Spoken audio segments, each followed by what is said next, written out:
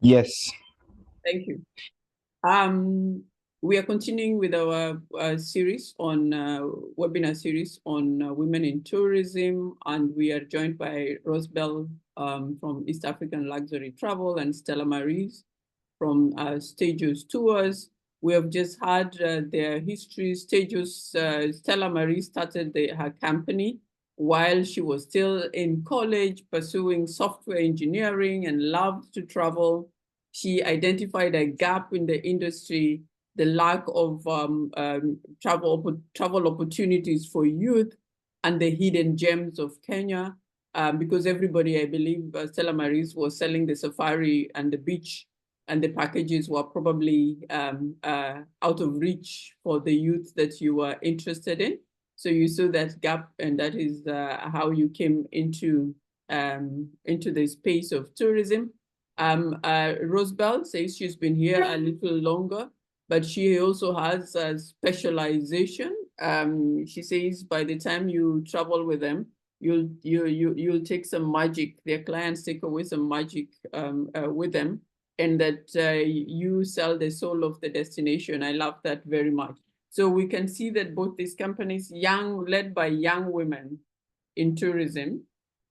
For those joining us now, again, we are talking to women who have broken the ceiling in the tourism industry to start off their companies, not as sales and marketing people in somebody else's tour company. I'm not saying it's bad to be employed as sales and marketing, but I'm just saying that we are talking to women who dared to dream and followed their dream, and today are great examples and trailblazers. Stella Maris, my next question for you. When you started Stages Tours, did you fit? You came from a software engineering background. Did you fit?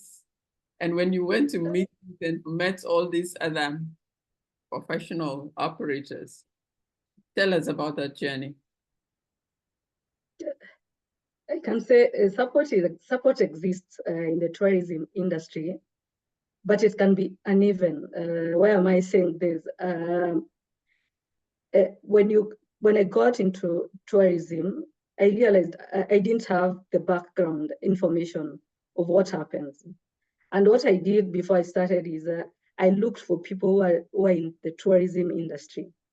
And basically that's how TOSC came to be. It was just a lot of young people out there who want to venture into tourism business, but no one listened to them. I remember when I started, we used to be called briefcase companies. That's what the big company used to call us. But we didn't want to be associated as briefcase companies because you were serious. Even when we were being called briefcase companies, some of us had an office. It was a small, simple office, but we still had an office, and we needed to do things the right way. So it was a little bit hard because there were people who were not ready to even give us space to even talk or basically ask questions. So what we did when we realized we are not needed, we decided to create our own space. And that's how TOSC came to be. We sat down, and I want to thank a lot of women, because I can't even mention her, but it's women who have held our hand. I remember in TRA, we had a woman who really supported us. At KTB that time, Jacinta and Fiona Gessa were really supportive. And when they realized we were determined, and we never used to give up. Would knock doors, they say no, we go back again and tell them we want this. And I think that's how even TRA decided, let's support these people. They are serious, they're not giving up. They keep coming here, insisting on they want to be registered as an association. Because what used to happen is association never used to allow us to join them. They were like, if you don't have 3 years in doing this business, and then your returns are not 10 to 15 million, you can't join.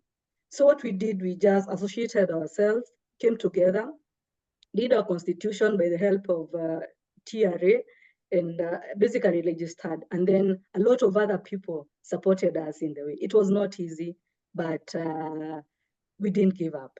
That's what I can say. Excellent points to learn from Stella Marie's response to the question, did you fit? I think she's a typical example of if there's no seat at the table, not just bring your own seat, but create a table and bring your own seat. So they had to have their own table where they could sit and have the conversations.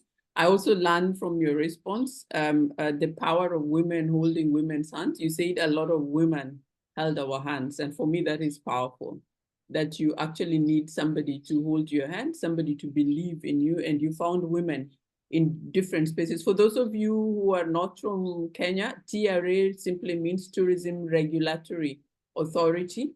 And they're the ones who register tourism businesses and tourism companies. And I know, yes, they had to knock the doors of the Tourism Regulatory Authority persistently, not seeking favors. They were small business, but you've heard her say we had our little offices wherever they are, and we were following the laws. We just wanted to be recognized. From her contribution, we also realized that without knowing, organizations that manage tourism might have all good intentions, but without knowing, they might be having exclusion policies. Yeah, without intentionally wanting to exclude others, but they could be having exclusion policy. This is how they could not fit. That's why they name briefcase. Yes, and when I was talking earlier on in my introduction, you had me saying that I was reprimanded, seriously reprimanded in a meeting of tour operators, how I could say that it is time for disruption as if they have not been there and they have not been doing anything. But simply what I was saying is that another space needs to be created. They did not mean to be exclusionist, but their policies asking you to have a turnover of 10 to 15 million, or having run a business for a number of years, or a certain type of office. These are exclusionist policies that not just affect women, but affect small and medium enterprises that want to enter the tourism space. And I'm glad and I'm excited that I'm glad that TOSC persisted, Tour Operators Society of Kenya. And now medium, micro, and small enterprises can find a home when they enter this, when they come into this journey. Rosebell, talk to us about the power of association and what TOSC has meant for you. You're muted. Sorry. I would like to comment one thing is it's always good to be very self-aware of the policies that are out there. Because one of the things that we realized when we were actually curating Tour Operators Society of Kenya to be stable, there is nowhere in our constitution of Kenya that says that the kind of says the number of associations can be registered. So we took that and we ran with it. I would say we've had favor, like Stella has said. Women, let me tell you, women have really supported us in a great way. And perhaps let me go back a bit. Having been in hospitality, there were places that I saw that you're holding the same job with a man in hospitality industry, but maybe your salary could be 60% of what the man is taking home. So I have come from an experience of, a background where I understand I need to stand my foot. So the Tour Operator Society of Kenya one opened up a lot of networks, big networks. It was also a big learning because from employment to having my own businesses, a lot of dynamics change. And I realized that, like what you're saying, we were called briefcase operators. We had licenses, we had offices, we had people working with us. There is a brand that people can actually send out there, or let's say a name that they can give you. You may choose to accept the name, cow down and sit down, or you may choose to show people, hey, the person you're describing is not me. Tour Operator Society of Kenya gave us that space to fight for each and everyone else. Whoever would not be able to fight for their own, we all know there are people will give you them samyati, but they won't stand up. And so the networks that were opened up through the association were big time. One, partnership with Kenya Tourism Board. They really supported us in product development and experiences. They used us a lot in their campaign to encourage domestic tourism. At some point, I think we were the domestic tourism brand ambassadors. We went to so many hidden gems in Kenya, places we never knew existed, and places the traditional packagers wouldn't incorporate in their packaging. We also learned that when things happen, the only market you can hold on is the domestic market.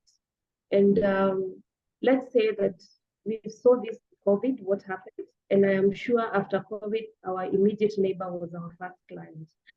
So we embraced domestic tourism big time. We embraced unique things. And we know Kenyans love to explore and they get bored very easily. So I went to Coast last time. My friend went to Rusinga next time. I want to go to Rusinga. So we filled in that gap for the local Kenyans. And also there was a lot of training around business, around regulations, around, let's say, new products in the market, both local and international. There was a lot of exposure to having clients, exposure in marketing our products, symposium, webinars. Let's say being in the association, it was like an explosion. It was that brought in a lot of excitement. It opened our eyes big time. We also learned the art of collaboration, not competing with one another. If I'm good in this, the other person is good in that. Why do I have to go outside and look for someone within the association? And if I need transport because I don't have vehicles, there are Maris have vehicles, why do I have to go out? We build each other and we become like a bond that is actually building and uplifting one another. Yes. There are so many, but let me end there. No, thank you for sharing with us your insights on the power of association and collaboration. And I think what we are talking about here is the power of legitimacy. As soon as Tour Operator Society of Kenya was registered, you got legitimacy, and then you were able to collaborate. So legitimization is very, very important for small businesses. And this, I believe, is not just for tourism. And what we are saying to policymakers is that open the space and allow it. I heard you talk about you had to find a reason to go back for registration, and you combed the Constitution, and you found out that there is nowhere in the Constitution that says that only one association for an industry can be registered, which takes me back to my point about you can be exclusionist in this industry. I have said in some forums, I have said that trade associations in tourism can be a force for what you have said, Rosebel, that they can be a catalyst for businesses to grow, but they can also be bottlenecks, and they can be exclude small businesses. They just got to be as careful and as alert. They've got to be more conscious, and maybe some of them and many of them need to review their policies and systems to become more inclusive. Talking about inclusion, my next discussion goes to my question goes to Stella Maris.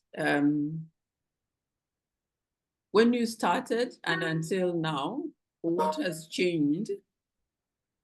What has changed particularly in the spaces of inclusion and equity in the industry between the time you started and now? We've had a lot of things about inclusion and exclusion and equity. Rosebel mentioned that while she was still employed, she earned less than her male counterparts.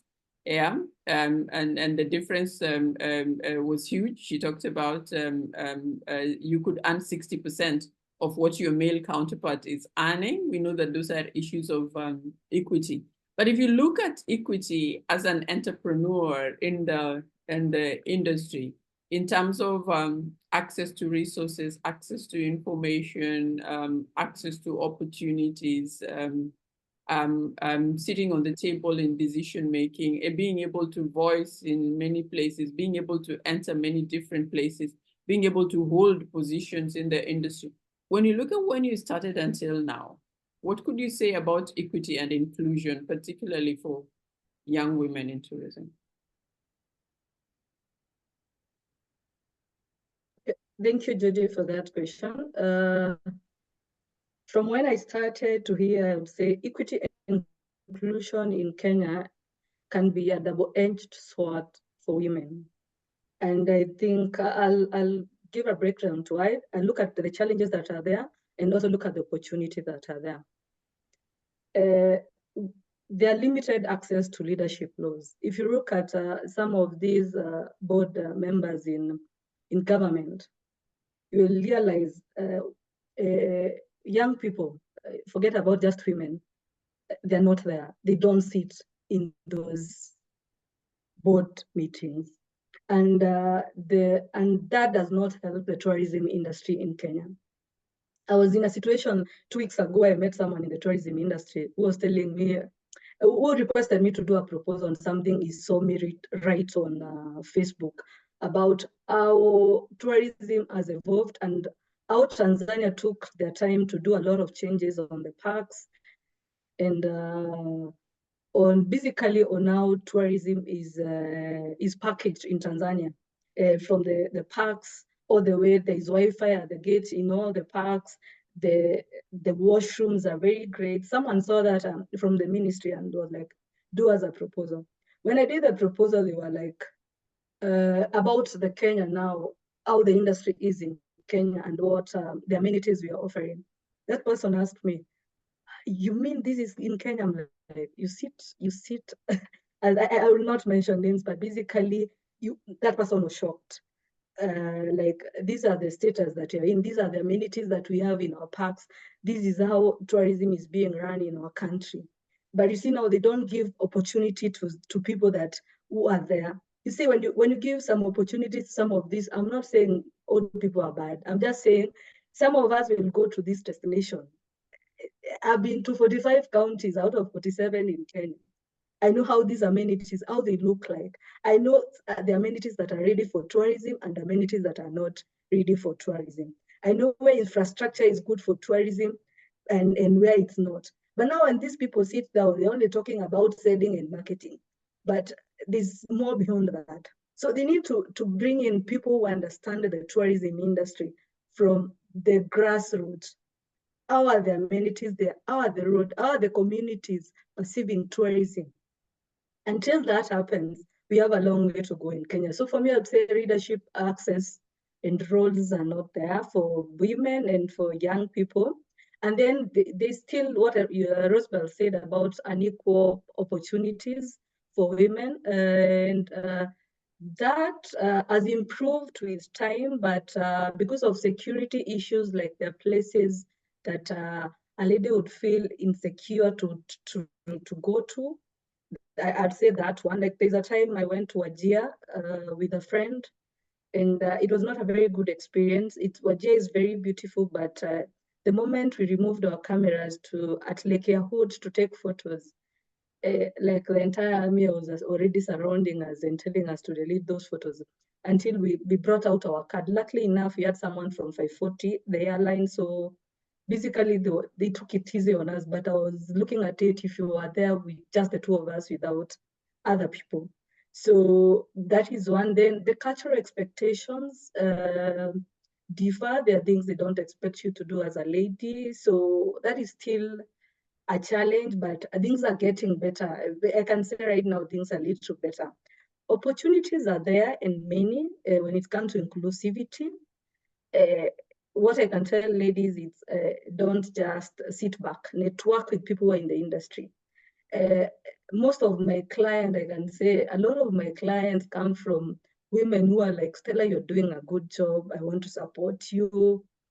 And even other people, just be there. If it's on socials, you have to sacrifice, you have to do a lot of, you can't just sit back and say, I'm a woman, and use the gender card. No, you have to get out there, network, join association as many. There's Kenya Association of Women in Tourism. I believe all the women in from the highest level all the way down are there. So you're able to easily connect with such people. And then the education and training. Commonwealth as SheTrade do a lot of training. So for ladies that are in this webinar, go and check how you can be. You can join SheTrades and also IFC. If you're banking, you can join the biashara clubs in banks. They do a lot of trainings. That is what has really helped me. So opportunities are there, but you need to look for them and join. You don't just sit back and wait. Thank you. Thank you so much. I believe the young entrepreneurs or all entrepreneurs here are taking notes from these amazing women. If you're joining us now, we are talking to Stella Maris, from founder of Stages Tour, and we're talking to Rosebel Mugambi, also founder of East African Luxury Travel. These are young women in tourism, daring in spaces that 2 decades ago, there were no women of their kind in the boardrooms and in the meetings and in the spaces of tourism. And they have been an encouragement to many young people, not just women, to enter into the tourism space. Thank you, Stella Maris, for that contribution. I hear a lot about you are not here because you played the female card. You're here because you have identified the opportunities and taken advantage of them, whether it is from the financial sector, whether it is learning opportunities like the SheTrades, networking, joining a professional association so that you can learn from the same. And I like it that I've followed you since 2018. And yes, doing 45 out of 47 counties is not a mean feat, which means you go out there to look for the hidden gems. You're actually confirming to us that your business driver from the beginning was to find those hidden gems, and you're still looking for them in those 47 counties that we have in this country. I'll go back a little bit to Rosemary. Rosemary, I want you to talk to me about how domestic tourism has changed in Kenya and what has fueled it. I know Stella Maris has already mentioned a bit of it, but just add something to us on how, because I know there is an angle that is related to Tour Operators Society of Kenya. Maybe that is the Judy angle, but I see the link between the Tour Operators Society of Kenya and the growth of domestic tourism in Kenya. Tell us about this journey and if you've been involved in it, and what is fueling the growth of domestic tourism. Thank you, Judith. And allow me to add a few points to what Stella has said before I address the question you have given me. I still think the industry needs to attend to women issues in regards to tourism. And this is in regards to equity. And one of the things I've experienced is sometimes you do have clients that want you to accompany them on safari. And you find that a lot of hospitality entities do not have, let's say, female guides accommodation. So it ends up the tour might be expensive because now your guests have to pay. You have to pay like a paying client. I think there is a big gap there because it's not actually promoting women into a guiding spaces. Yet we have so many women who are exploring this career. The other thing is women working in hospitality or tourism or maybe destinations. we know at some point we all grow and we have children. I still think that 3 months for me to go back to work is kidogo, because now it's quite demanding in tourism and means you'll get away.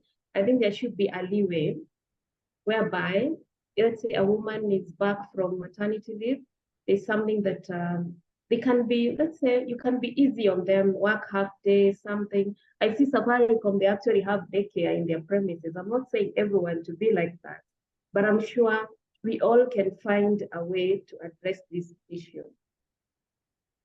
Now, on to the question that you have asked me. Tourism, domestic tourism has evolved big time. When I was starting in tourism, actually, I think it was non-existent, because it was sold to be a luxury, something that the local community cannot even afford. And those who could afford, we used to see them like gods or something. You're going on holiday, man, you guys are big time. But lately, I think with internet, there is a lot of free information out there. It has actually revolutionized on how Kenyans see travel. It has actually had, let's say, the entry of the young tour operators. They have seen the gap and actually tried to package to this market. So it has gone on. I normally say my budget client today is my luxury client tomorrow, because they're evolving, they're growing too. So today they want budget, but tomorrow they'll be like, hello, I want a 3-star. The next time they're like, why can't I do a 5-star? So a lot has evolved, and I would give this credit to the internet, and also to people who have stepped up, the young tour operators who have stepped up, people who are daring to dream, daring to venture into new ways. Like Sarah Maris has said, no man is an island, and what I know you don't. And so when you come together, you are somewhere attached, maybe in an association, maybe in a group that is training people, you learn a lot. You also tap into energies of other people, and you are able to step up. So today we also see like Kenyans, even if I cannot afford to go, let's say I want to go to Hemingway's, how much is Hemingway's? And I'm like, I can treat myself. Can I go in December? Can I start paying in January? This is what these young tour operators we are bringing in. Dare to dream you as a traveler, and I'll provide for you the avenue and the system to actually accomplish your dream. Domestic tourism in Kenya is not the same at all as it was. Thank you. Thank you so much, Rosebell.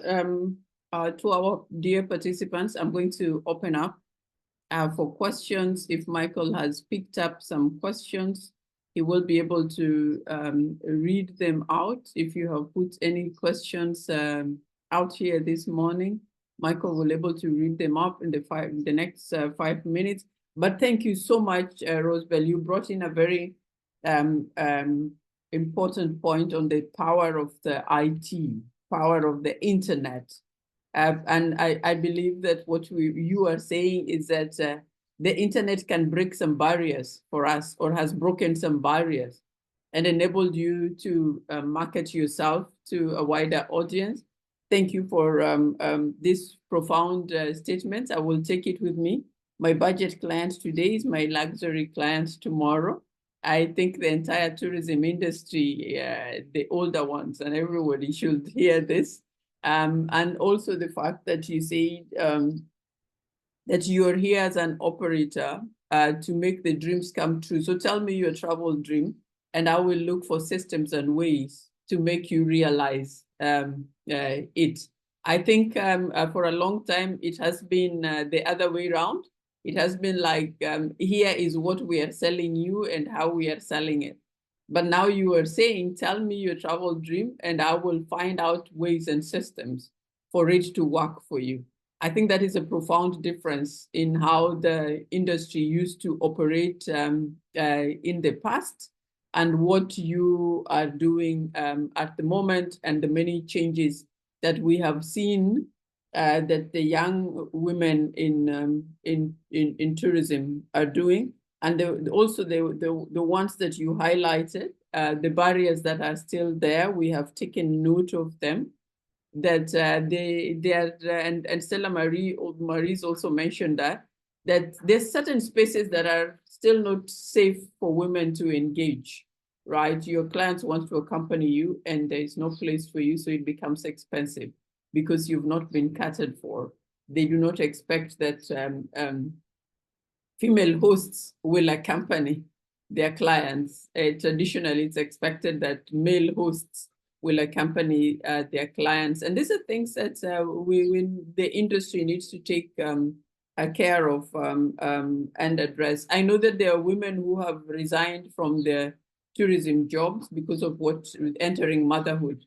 And you have brought that. It's still a barrier for many women in this industry. Professor Marina, your hand is up. You have a question for these amazing women. I do. I have a comment and a question. First of all, thank you very much for the inspiring session on all fronts. You, Judy, obviously introducing it, and the two speakers of today. I would like to make a point and ask a question. The first point is about the fact that, interestingly, I've done a similar presentation in South Africa last month, and it occurred to me that there is this expectation in your part of the world, in Africa, that it's an African thing. So I would like to reassure you that what you experience in Africa is the same in Italy or in the UK or in any other parts of the world. So I think one of the core points we need to do is to share more and more those experiences and come together to actually address those. I think this is actually very important in terms of collaborations that can bring us first to expose those issues and kind of talk about those issues. And then secondly, to actually find solutions which might be common solutions. So I think it's very important, the power of collaboration. My question is in relation to the role of women as carers. You know, one of the things that often bothers me is that when we talk about women, the first challenge and barrier that we refer to is motherhood, right? But unfortunately, women do have a lot of different caring roles, right? And could it be also for elderly parents, you know, family members beyond children? And I think my question is in terms of, particularly when you have a demanding job like being in the field, right? Just, you know, taking clients on a safari or whatever. What do you think would be something that would work? Some companies, and I see that in my space, in the academic space, there are people actually catering for either additional space or actually allowing, in the case of children, take children with you. Like if we go to I'm an academic, as you all know. Now conferences are opening spaces to women with children, so they actually create spaces to have children coming with us, right? So, and I've experienced that in Africa. You know, I've made a lot of training to women where children were part of the cohort, right? So is that something that we should increasingly look at as an option to move forward the agenda and at least eliminating that as a barrier? That's for you, Rosebel. Do you want to take a go at it?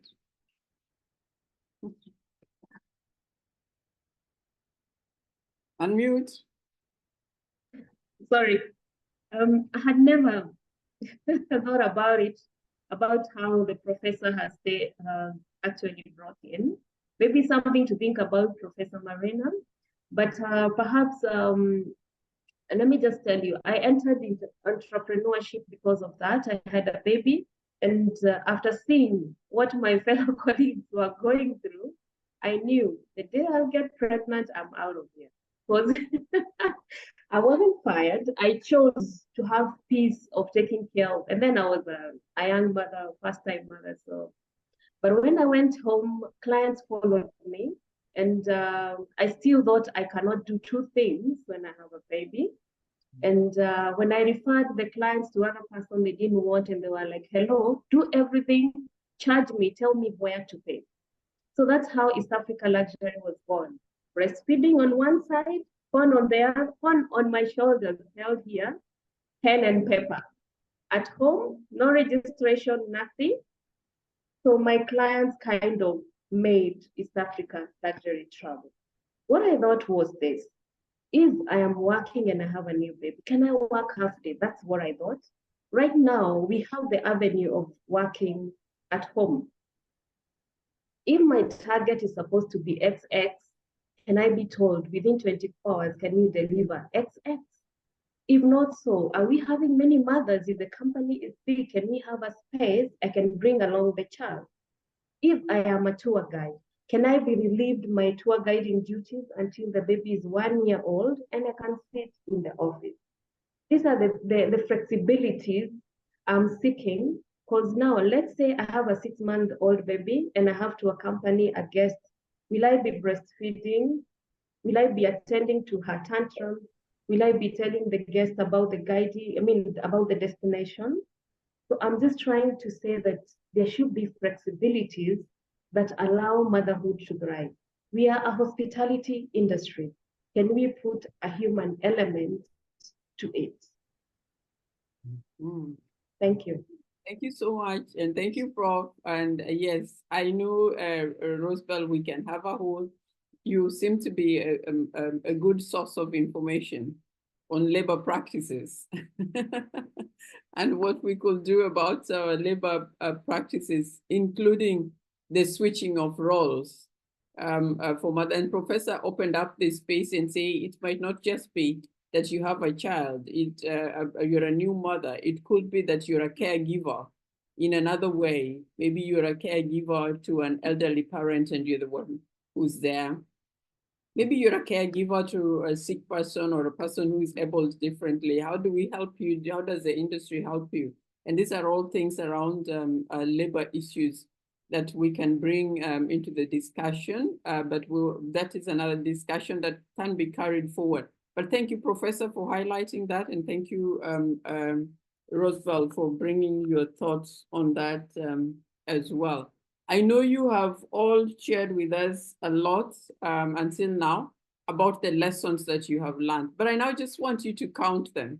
Your top 4 lessons, if you could recap for those who are sitting and listening today, what have been your top 4 lessons entering this industry as young women, as young as you are breaking the ceilings and being here today? Top 4 lessons, Stella Marie. Hello, thank you, Judy. My top 4: network like crazy, connect with other tour operators, join association, local businesses, travel agent, influencers. Just build a strong relationship with people that can open doors and opportunity to you. For me, that is the topmost.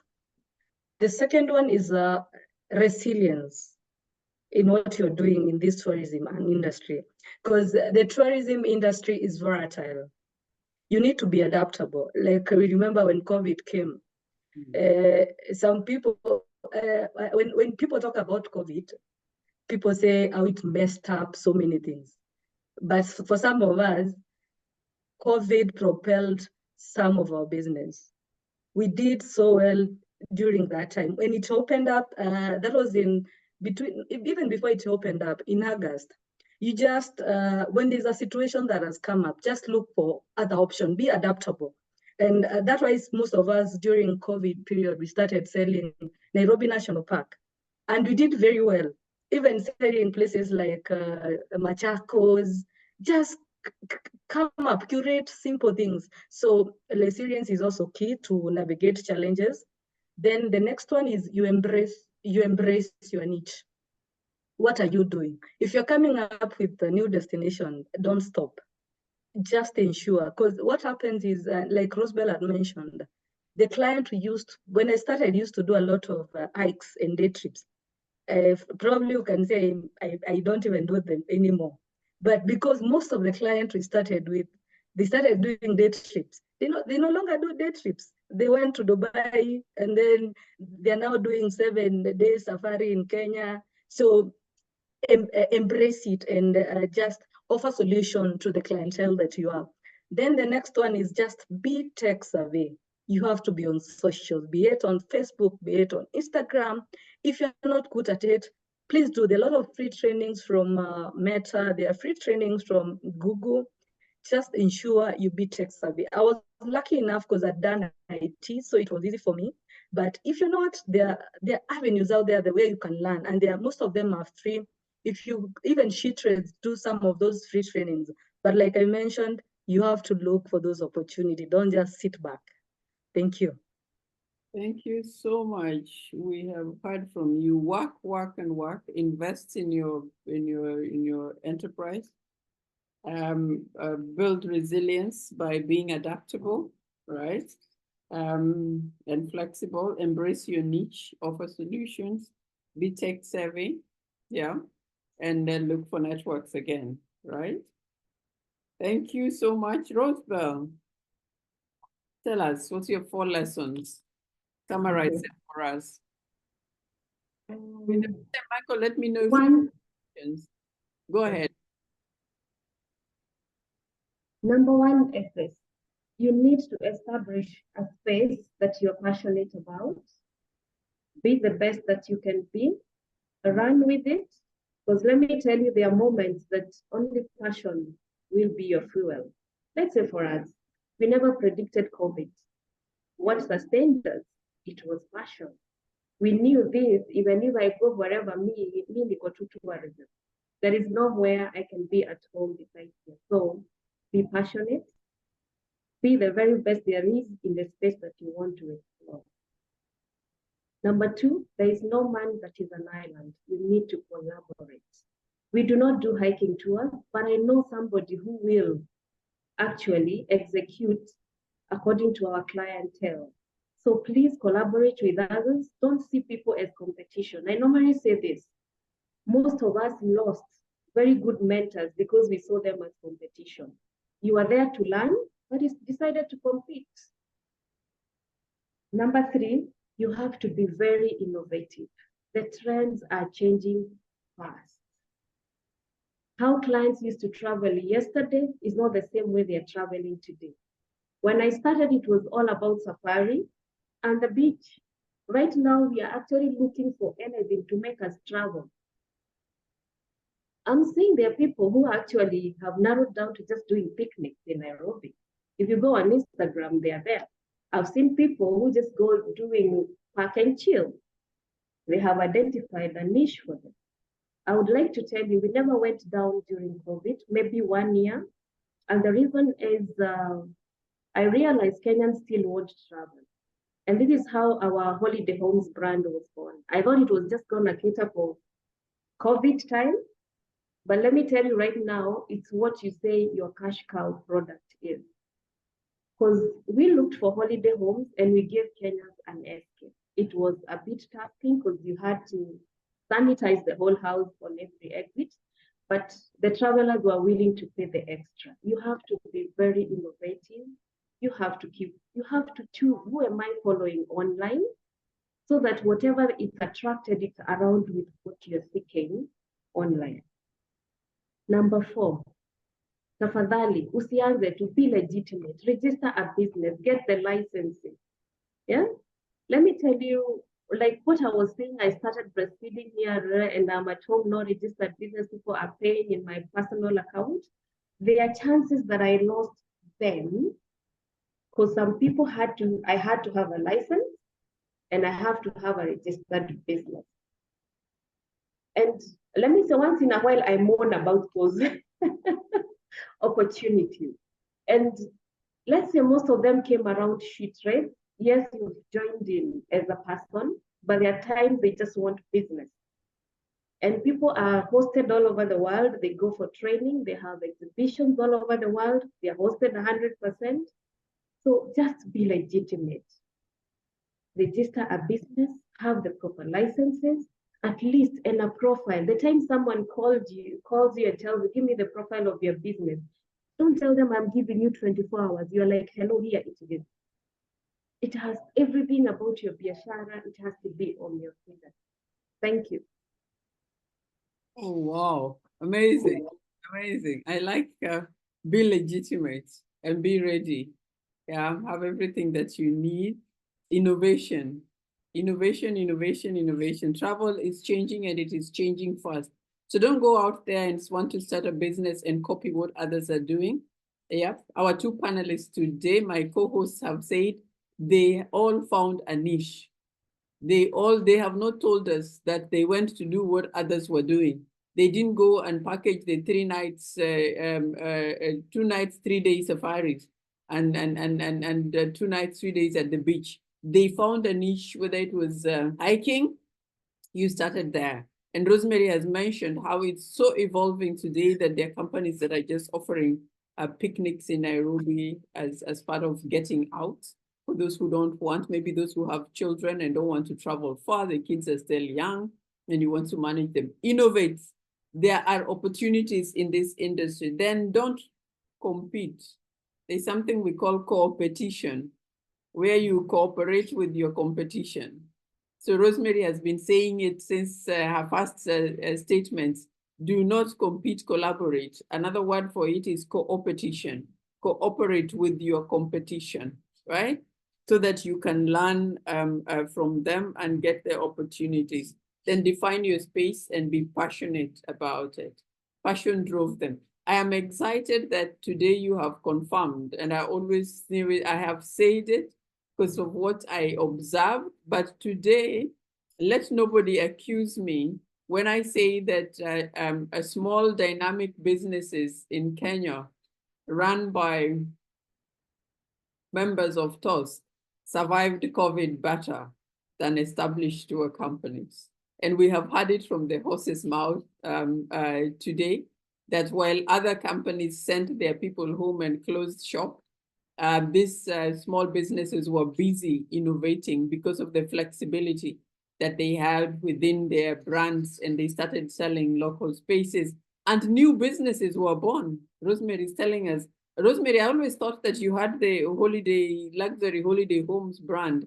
Now I know that it was born out of COVID. I have followed you with that, and I am amazed at the places you discover.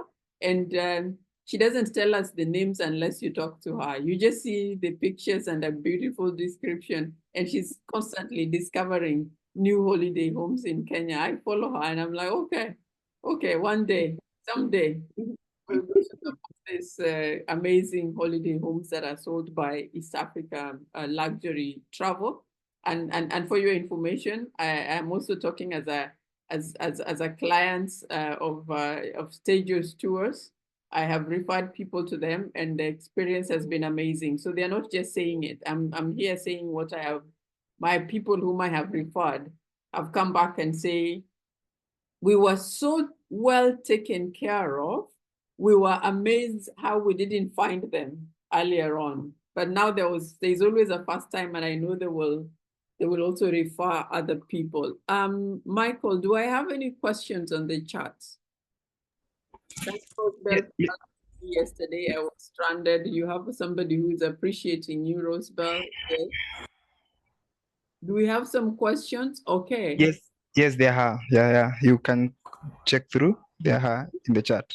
Okay. Question number 1: what strategies can be employed to ensure that tourism activities do not perpetuate harmful stereotypes or contribute to exploitation of women? Who wants to take on that? Between the two of you, or making males feel overshadowed as well. That's another concern. I'm gonna get some men here in the next conversation so that they don't feel left out. So what can we do so that we do not perpetuate harmful stereotypes or in the tourism industry?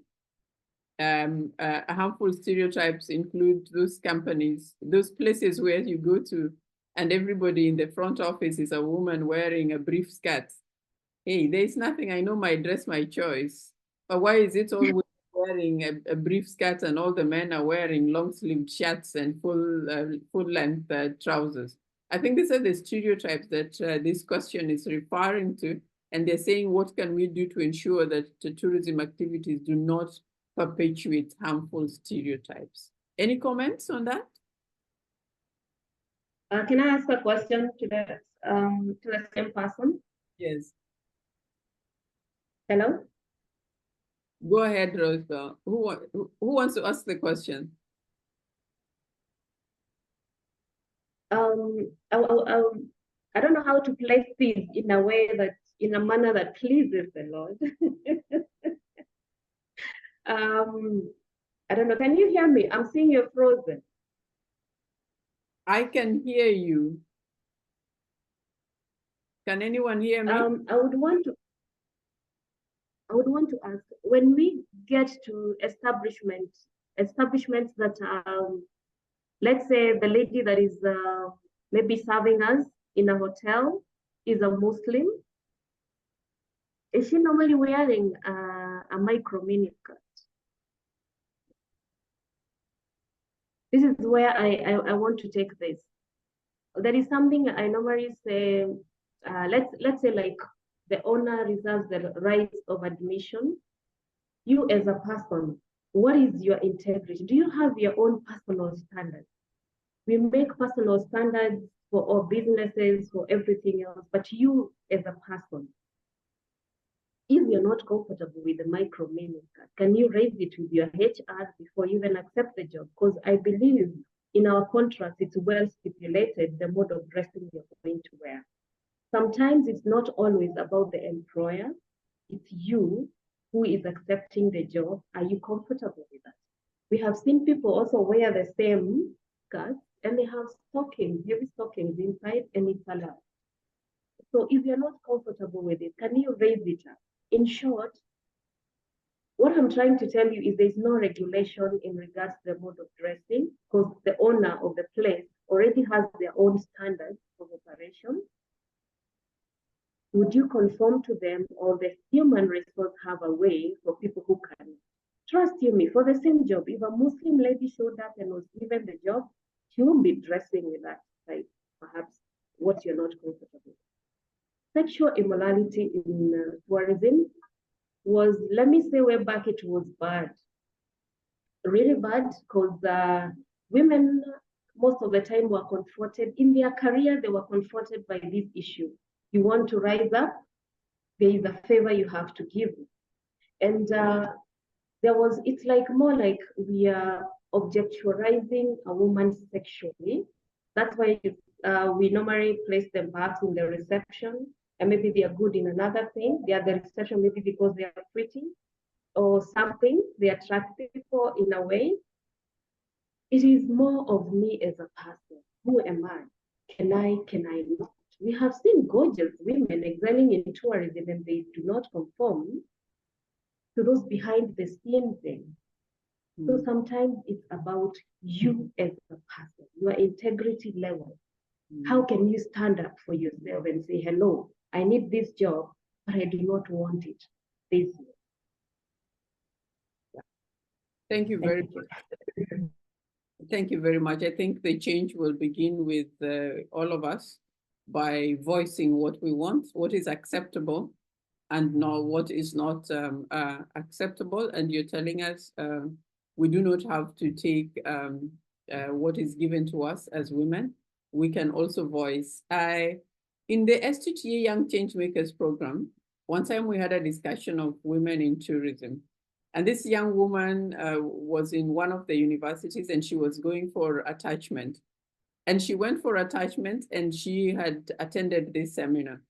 And when she was given some terms and conditions for employment, she told the HR that your employment policies are discriminatory against women. You don't want to give me a voice. You want to use me as an object, and my freedoms are going to be limited, and therefore I don't feel respected in this job. So in this internship, and so I decline. So she came back to the seminars and said, thank you so much, STTA. I declined an internship based on the values. I heard that I can actually voice. And I know that from now henceforth, that company will look at women interns differently because I voiced for the many women. I turned down the internship and voiced for the many women who find themselves in this situation. So yes, voicing is very, very important and powerful tool. And even as you voice, I think another powerful thing is that women should find a space where they can also voice amongst themselves And earlier on, you mentioned organizations like Association of Women in Tourism, where a woman in tourism can actually become a member and find a space where they can engage.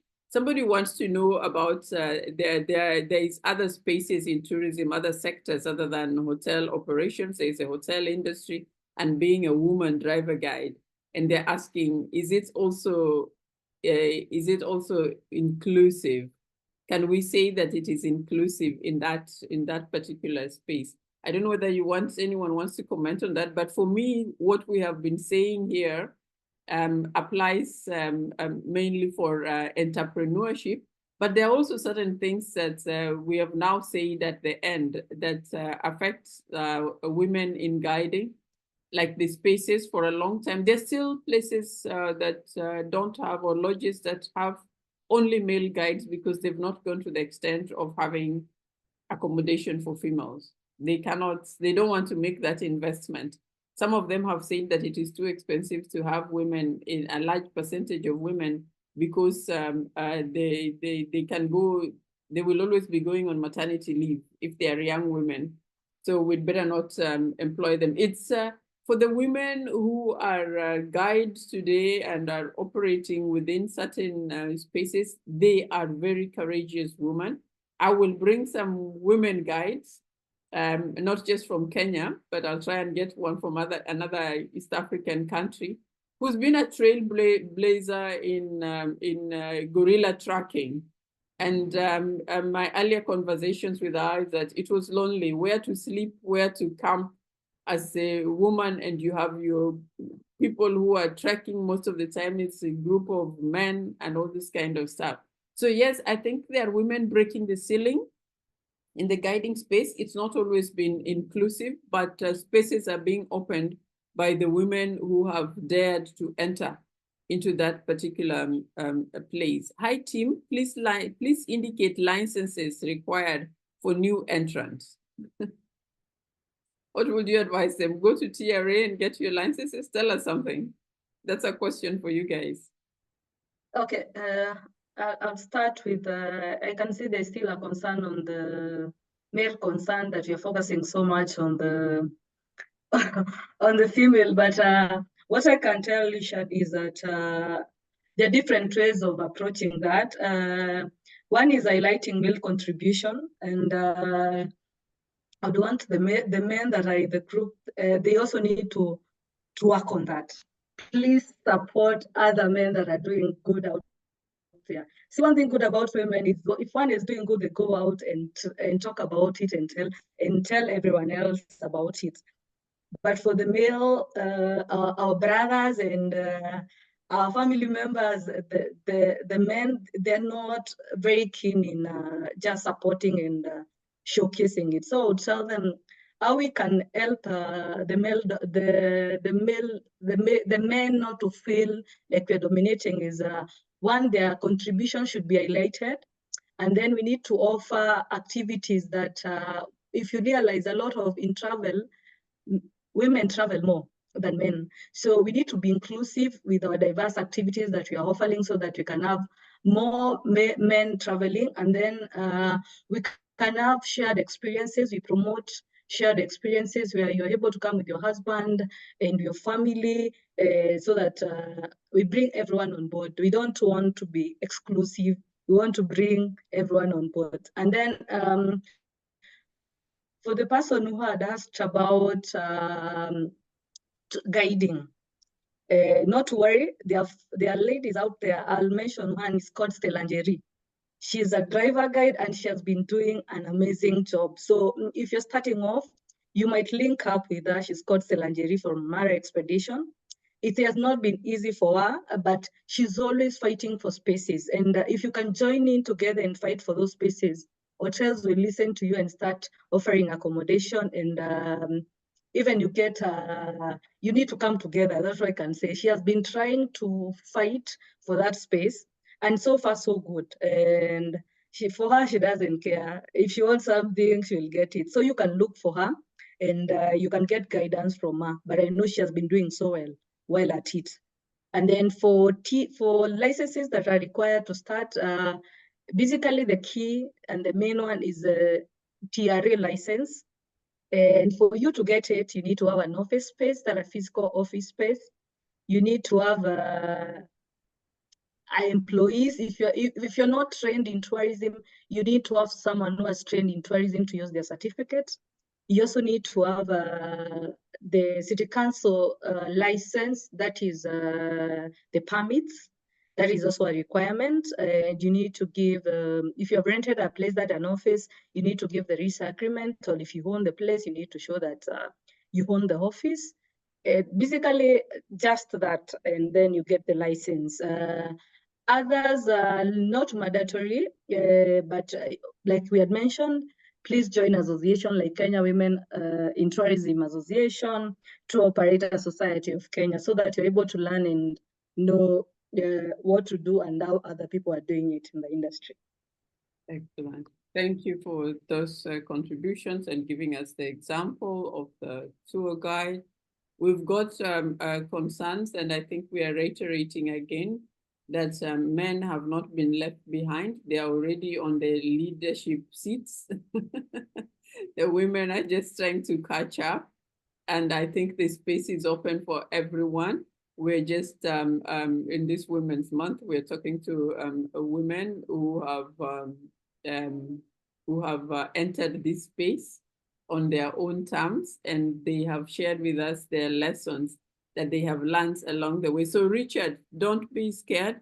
There are already quite a number of men in this industry, in leadership roles, and as entrepreneurs. The women are just trying to catch up, and we are learning so that both men and women here can learn what it takes, and that's what Rosebell and Stella Maris have been sharing with us, their journeys, so that we can learn from them how you can enter this tourism space and how you can excel in it at the same time. I think I can already see a lot of collaboration going on in the chat. Women talking to women, trying to understand, do business already. Somebody's asking, Philip, does women in leadership position representations influence the tourism sector? Aha. Does having women, if we have women in leadership positions in the tourism industry, will it influence the sector differently? It's an interesting one. Will there be a different influence? Rosebell, Stella Maris? I believe so. Yeah. What would be different? The reason why I say I believe so is because, like I said, we still have a few milestones to go for equality to be felt in the tourism industry. Yeah? And the things we are mentioning, like the guiding issues, harassment at workplaces, when you have someone fighting for you on an influential level, things are a bit more hard than any other. I normally say someone doesn't have to be funded to treat you right. Like let's say, for example, you have someone who is able differently in your organization. Are you doing it out of part, or is it because your taxes will be reduced down? So in short, I'm saying when you have women there setting the trend and actually giving an example to others that it can be done, it kind of, what do I say? It kind of sends the point home, because by the end of the day, we are multitaskers. Trust you me, I can be anywhere and I'm doing 1,001 things and I'll still deliver. So for me, I think having women in key positions, but sometimes we also need to know that as women, we also need to stop acting like flower girls for better or we also need to step up. Yeah. There is no leadership role that is fulfilling that is given to you. You need to earn it. You know, you also need to step up and show people we can actually lead. For the longest, we never used to have managers in hotels that are women. And right now, even in Kenya, we have so many women that are entrusted with big brands. So let me tell you, we are somewhere. A lot of things have changed, but like I said before, some things are nowhere in the Constitution. It is us rising up as women and taking this for us. The Constitution is great, but our own actions are sweeter, are better. Yeah. Yeah. Okay. What you earn tastes better than what you're given. Thank you, Roswell. And women are earning it. Thanks, Stella Marie. Okay, it's yes, absolutely. But before I put onto that is not just, we are not just saying, just collect any woman and put them in those positions. We are not saying that. We are saying just put the right people there, including women who have the information, who have the know-how of what is happening in the industry, such that we're able to understand the challenges that we have. Because like right now, we're having a very big challenge. Tanzania is doing great. We can't pretend anymore. We slept calling ourselves giants as our brothers were working on how the system is working. Things are totally different right now in Tanzania. If you go to any of the parks right now, you'll see the amenities. The way they're handling things is basically, it's way good than how we are doing it here in Kenya. So we are not just saying, just bring any woman and put them in this position. No, we are saying, let's get everyone in the table. Let's get a human perspective. Then the men, people who understand the industry, not just anyone. And then there's a report I read sometimes back done by McKinsey and Company. They have said companies that bring both men and women in the same table, and they tend to outperform others. And then we need to have role models. Like we have said, some of us, we used to look up to people like Akina Judy Ia, Jacinta, Fiona Gesa, other people that are doing well in the industry. So we need role models, and that's why we are saying we need women in this position. Another thing is about community development. A study shows, it's not me, study shows that women prioritize sustainable tourism practices more than men.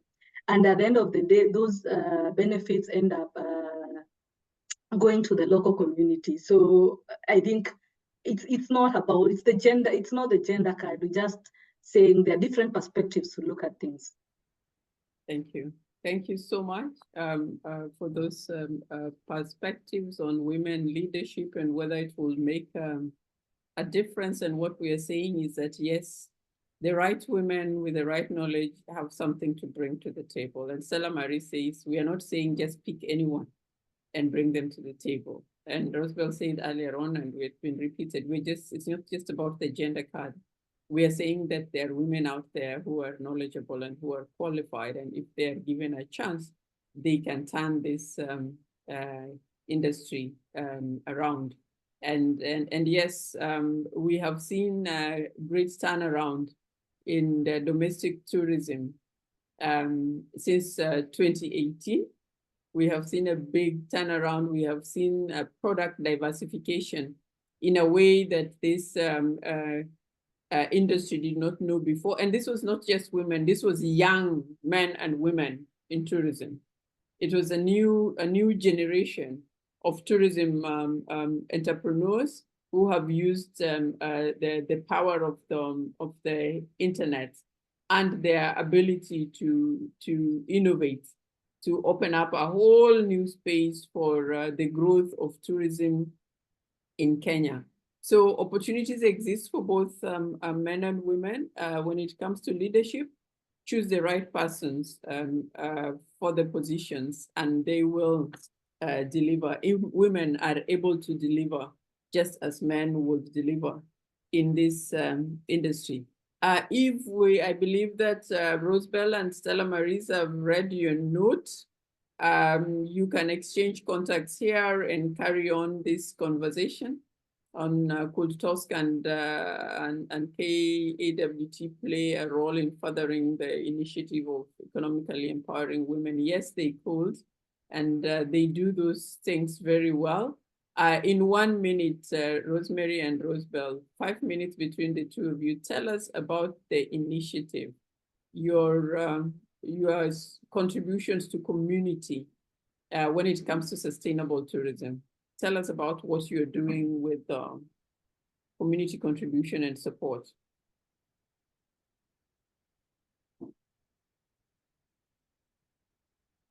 I think I had a frozen moment. The exact question was, and repeat. Sorry, Rosemary, I just wanted, am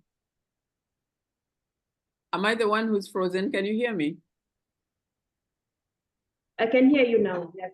Oh, okay. I think I got frozen for some minutes. I was just saying, I'm giving you like a few minutes to tell us about your great community initiative that you're working with, which is part of your sustainable tourism practices.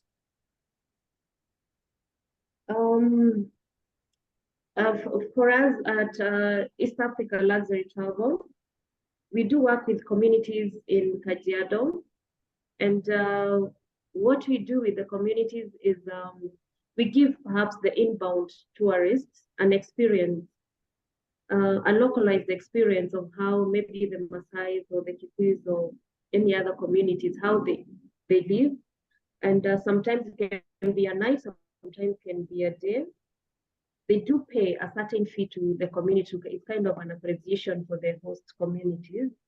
One thing is we do not disrupt their activities. It's like the guests come to join in their day-to-day activities. However, we do have one activity that we all sit down and do together, and that is involves a beadwork, whereby they learn about beadwork from a local jeweler. They also learn about the colors that the Maasai use. They don't just use the colors, they do have a meaning, and the different type of jewelry designs they have, what they mean, how they dress. We sit down, we learn how to make a bracelet, and they actually do make the bracelet, which they take away as a gift away from the community. What I've learned is this tour has been embraced so well. One, because it's not commercialized, and two, when these people come, they always find a way perhaps to sponsor children going to school, maybe hospitals. They will always go back and speak about that community and the needs they somehow think they should have. It's something that is, let me say, heavily controlled, because one, we do not want to disrupt them. We do not want to get them, what am I saying? I'm trying to find the right word. Mm-hmm. We just want to empower them within their cultural element. Is that the correct? And so I have seen a lot of... You want it to be authentic experiences that do not alter the ways of life of the people, but empower them. Yeah. Yeah, but still empower them economically, education-wise, and health-wise. Okay. That is just one of the products we do and actually enhance our travel packages. I come from a background of destination marketing, so we have so many other elements. Yeah. Excellent. I'll let Stella speak about the other. Yeah. Stella, do you want to add anything? Thank you. Yes, I can add on. For us, we have been able to do 4 stages. Basically, we have been able to do a lot of tree planting. We have been supporting Wildlife Society for their yearly event, which usually happen in October.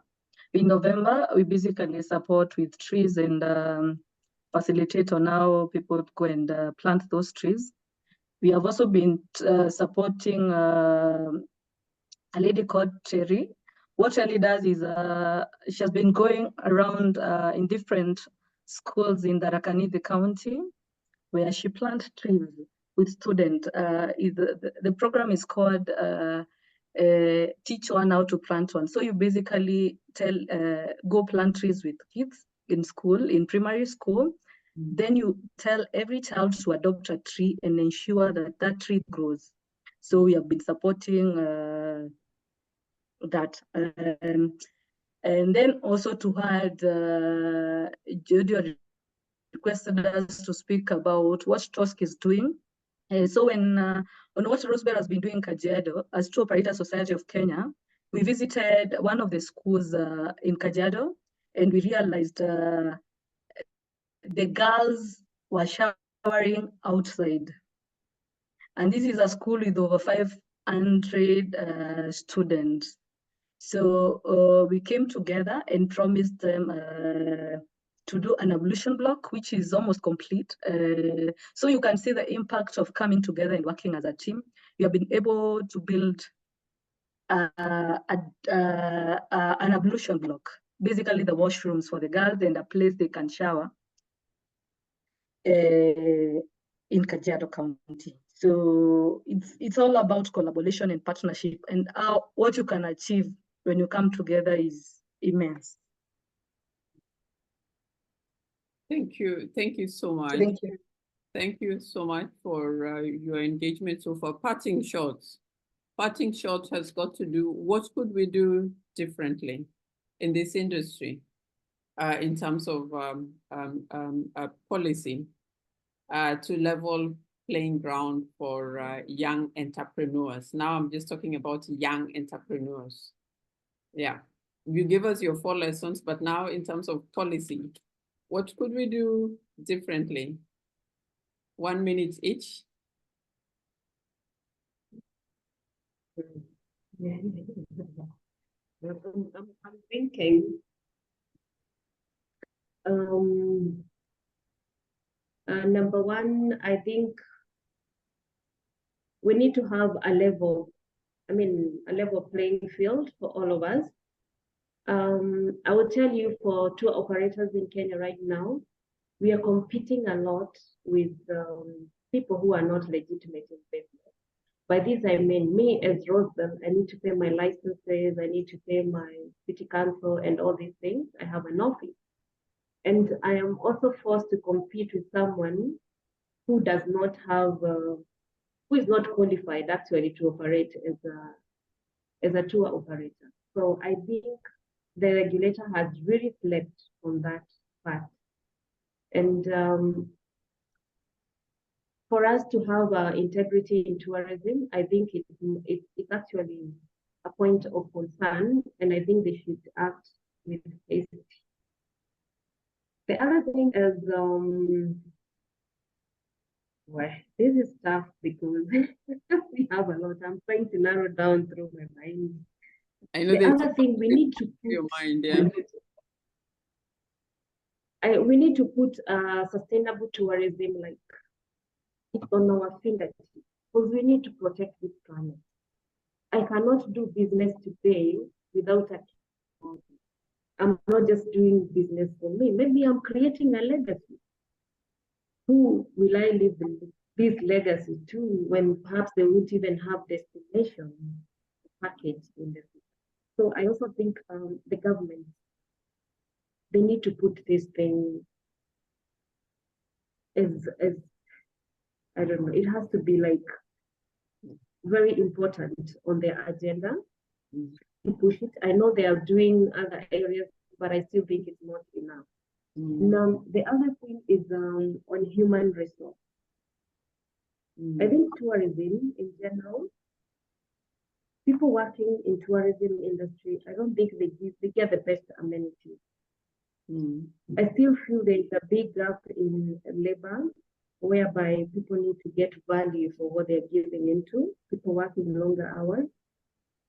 I think also the labor ministry also needs to look into that.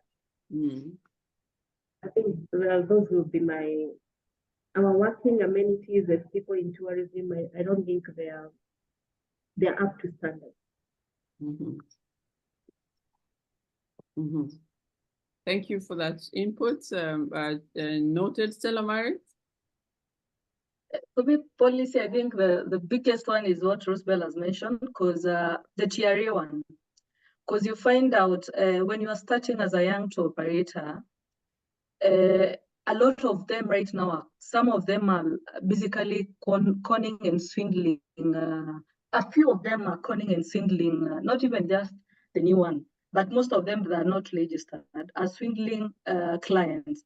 So this is the challenge that comes with, if you are new and then you approach clients, they tell you, everyone, all of you are cons out there, how do I trust you? So it's become so hard for a young tour operator to get business, because the regulator is, I don't think he has been doing his job. So TRA need to do its job to ensure that we safeguard, and so that if someone is starting a company, people are able to trust them. That is one. The other thing about the policy is I don't know who can do this, but we have basically avail skills and training for new entrants, because not everyone has accessibility to some of the people you would want to meet. For me to learn about sheet rates, Commonwealth, it's because I had a mentor who told me you need to join. So we need to ensure that these skills and training are available to young tour operators. And then another thing is about safety and security. I don't know how the government can do it, but that need to be worked on to ensure that when young women join the industry, people are able to respect them. I would give an instant when I started. There's someone who owned hotels who used to even tell my employees to go and check who is funding my company. Oh, go and check the license. I don't think she's the one doing all this. Please go and check who is sponsoring that company. So these are some of the challenges that we face. And you're struggling, you're making sacrifice to get your company where you are, but there are people just saying weird things out there just because they can't believe a young person is able to do ABCD. Thank you. Great. Complete for me, as we conclude, complete for me this sentence. The future of women in tourism is in Stella Marie. The future of women in tourism is in? Is in our hands. It is in my hand, Stella. Is in our hands. It's in the hands of women. The future of women in tourism is in our hands. Rosebell. Yeah. Future of women in tourism is? In our hands as women. Is in our hands as women. Yes, thank you so much for that profound concluding statement. The future that we are looking for in tourism as women is in our hands. These women have shown us that they have invested. It has been in their hands with where they are today. They have had some collaboration. There have been women hand holding them and collaborating with them. But really, the future that we seek as women in tourism is in our hands. We are going to raise our voices where we need to raise our voices. We are going to do ethical business. We are going to provide quality service. Yes, we want to be considered for those leadership positions when we qualify for them. We will be able to represent the industry and the niche that we have, where we have placed ourselves on the product that we are offering. We are not playing the gender card. We are simply saying, levelize the playing field and let us show you what we can bring to the table, as has been demonstrated by my two co-hosts this morning and now afternoon.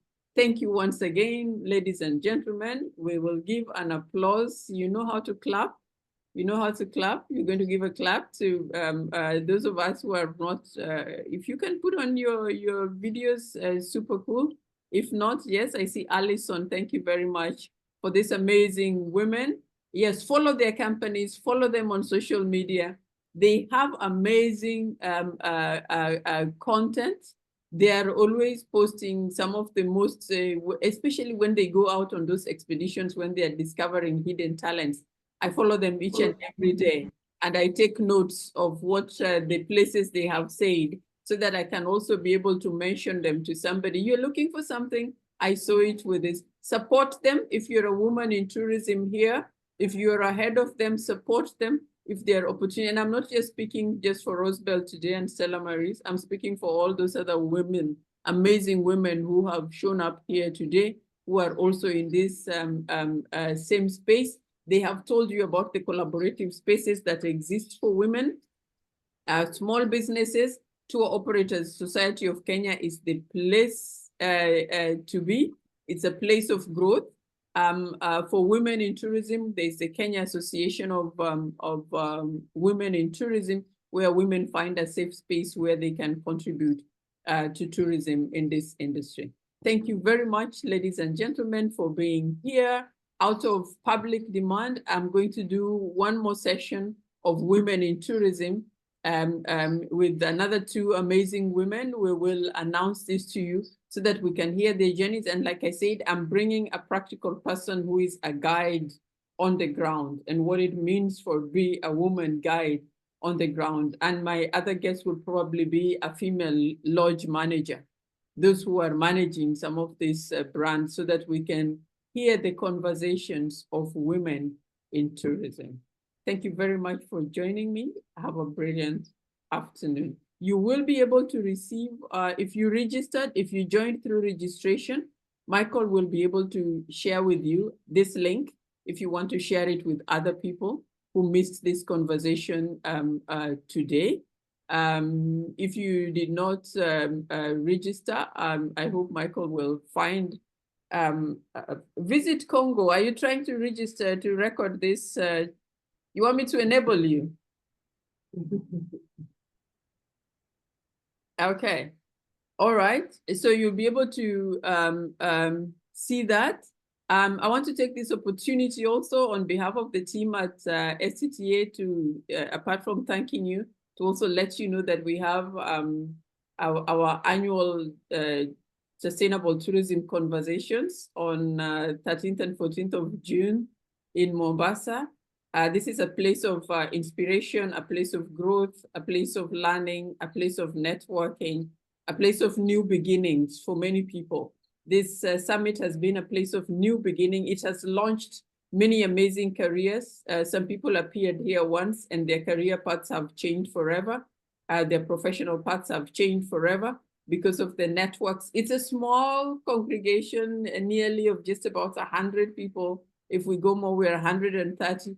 But we really have deep conversations and networks about current issues, contemporary issues in tourism, and looking at them from the lens of sustainable tourism and that what that means for the future of tourism in our continent.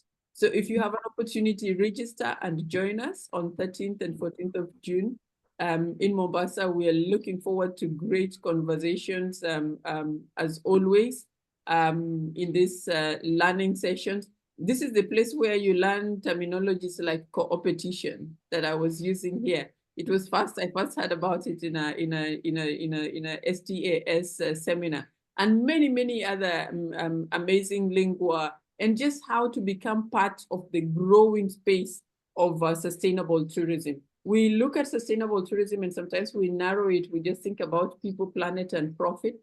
But all those things, just as the 17 development goals have got 100 and something targets, you find that within people, planet, and profit, there are so many other little sub-indicators that you can draw from them that will enable you to get your business going. We actually remove the cobwebs from our eyes at these conferences so that we can see sustainability more clearly. We break it down and we say that it is possible and acceptable for all businesses. Thank you very much. God bless you. See you next time. Bye for now.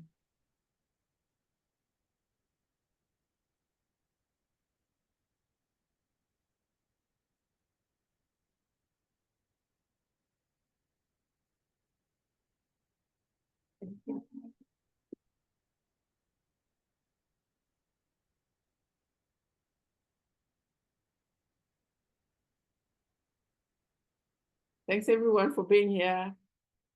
People are leaving and not leaving. I'm still reading your notes as you leave. I'm reading your notes as you leave. Rose from Cape Town, you have had more than enough responses to your request. I hope that sorts you out. Beyond lobbying, I could help TOS come up with a productization initiative which will differentiate TOS in those operators from others. Okay, you have there a resource. Somebody selling their services.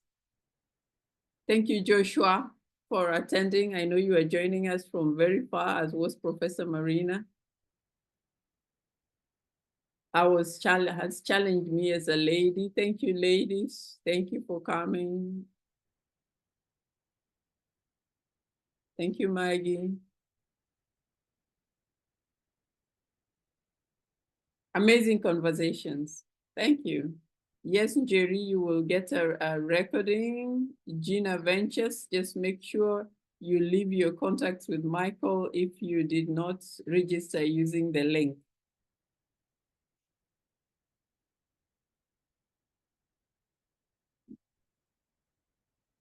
Thank you, Richard. Thank you, Sam, Visit Congo. Welcome to the STTA Summit, Sam. We look forward to having you. I think Michael has shared the details of the summit here. You can also go to events at sttakenya.org.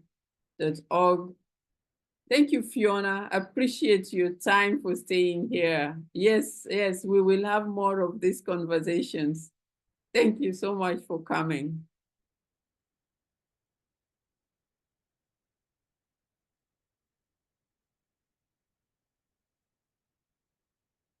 There's some people who are joining, Michael, they're joining now. I think I'm going to end this session and join another webinar.